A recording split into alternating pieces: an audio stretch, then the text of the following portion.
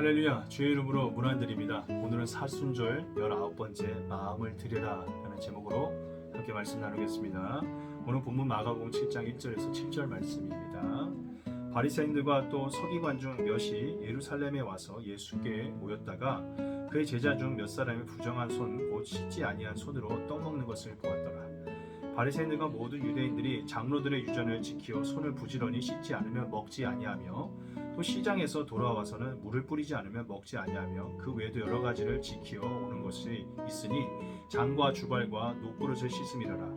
이에 바리새인들과 서기관들이 예수께 묻되 여짜오되 당신의 제자들은 장로들의 유전을 준행치 아니하고 부정한 손으로 떡을 먹나이까? 가라데 이사야가 너희 외식하는 자에 대하여 잘 예언하였도다. 기록하였으되 이 백성이 입술로는 나를 존경하되 마음은 내게서 멀도다.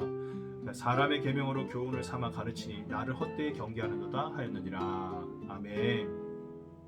예수님이 전하시는 하나님의 말씀을 들어야 하는데 오늘 본문을 보면 이상하게 예수님의 제자들이 손 안 씻고 떡을 먹는다고 그거 가지고 화를 내는 모습을, 바리새인들의 그런 모습을 봅니다.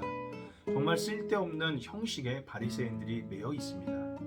구체적인 예를 들면 과거에는 교회 안에 이 피아노 치는 것 때문에 문제가 많았습니다.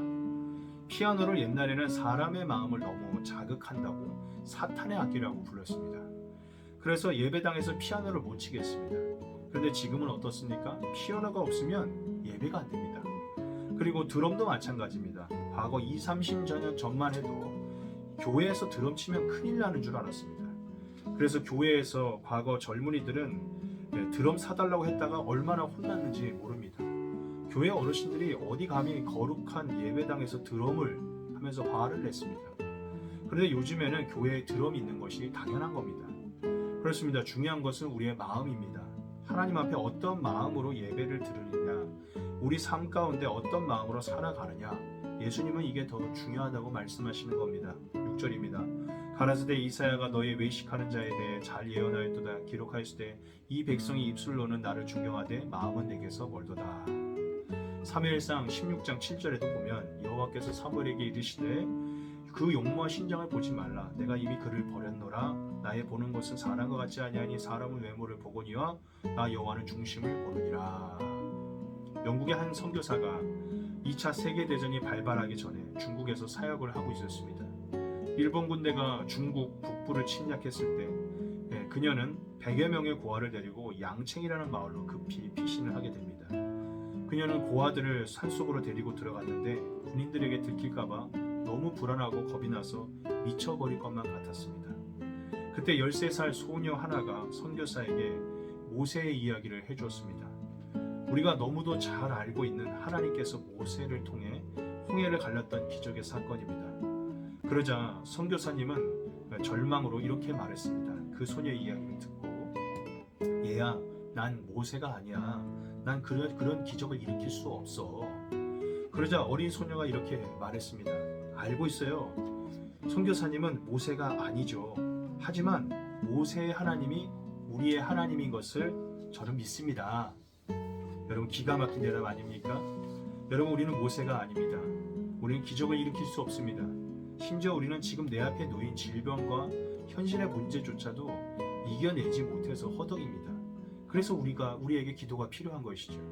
나는 모세가 아닙니다. 그러나 모세와 함께 하신 그 기적의 하나님이 나의 하나님이심을 믿습니다. 그리고 지금 이 자리에서 모세에게 베푸신 기적을 나에게도 베푸실 수 있음을 믿습니다. 이렇게 기도하는 것이죠. 하나님께서는 통회하는 사람을 절대 외면치 않으시고 멸시치 않으시고 반드시 하나님께서는 그 기도에 응답해 주십니다. 반드시 길을 열어주시고 여러분과 저를 크게 쓰실 줄 믿습니다.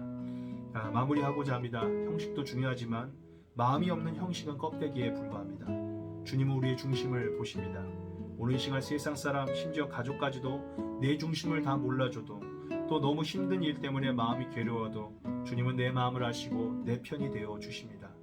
나보다 나를 더 잘 아시는 사랑이 많으신 주님께 늘 기도할 수 있는 저와 여러분이 되기를 소망합니다.